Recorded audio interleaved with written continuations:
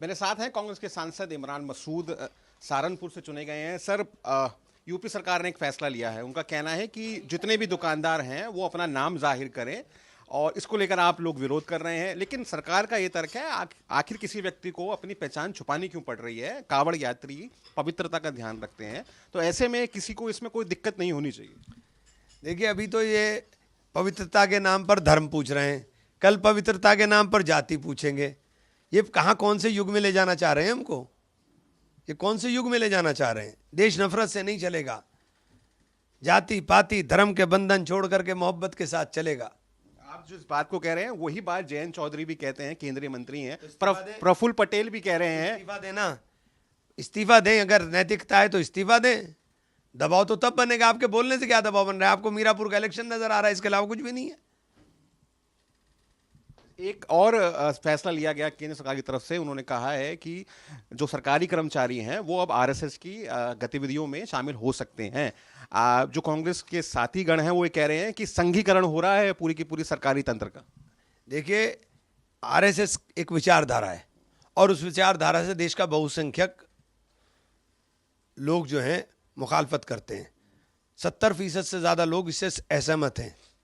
तो ऐसे में एक विचारधारा के साथ लोगों का जोड़ना, और कर्मचारी को हमेशा निष्पक्ष रहना चाहिए। वो एक विचारधारा के साथ जुड़कर काम करेगा तो निष्पक्षता नहीं बचेगी। आप ये कह रहे हैं कि ये सैफराइजेशन हो रहा है, संघीकरण हो रहा है? निश्चित रूप से हो रहा है, दिखाई तो दे रहा है। आप इसको उठाएंगे संसद के अंदर? निश्चित रूप से। अवधेश जी, यूपी सरकार ने एक फैसला लिया कि आपको अपना नाम जाहिर करना होगा। कई लोगों का ये कहना है कि इससे वैमनस्य बढ़ेगा, लेकिन जो उनके खुद के सहयोगी हैं जयंत चौधरी जी, उन्होंने इसका विरोध किया है और कहा है सरकार को फैसला वापस लेना चाहिए। आप कहां तक जाएंगे? क्या लोग कुर्ते पर भी अपना नाम लिखवा कर घूमे? ये फैसला बहुत ही खराब है, खतरनाक है। देश और समाज को ये बांटने वाला समाज ये फैसला है। ये देश किसी एक व्यक्ति का नहीं है, ये देश किसी एक धर्म का नहीं है, ये देश किसी एक मजहब का नहीं है, देश सबका है।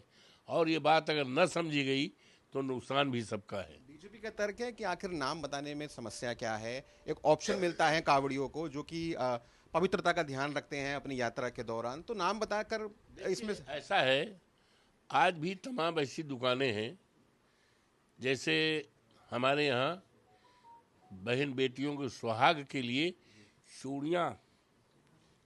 चूड़ियाँ, जहाँ तक मेरी जानकारी है हिंदुस्तान में चूड़ियाँ पहनाने का काम जो है मुस्लिम लेडीज़ ही करती हैं। और कभी कभी तो ऐसा होता है कि जब बेटियों की विदाई का होता है और जब तक चुड़हानिन माता नहीं आ जाती हैं, चुड़हानिन बेटी नहीं आ जाती है, चूड़ी नहीं पहनाई जाती है, तब तक हमारी बेटी विदा नहीं होती है।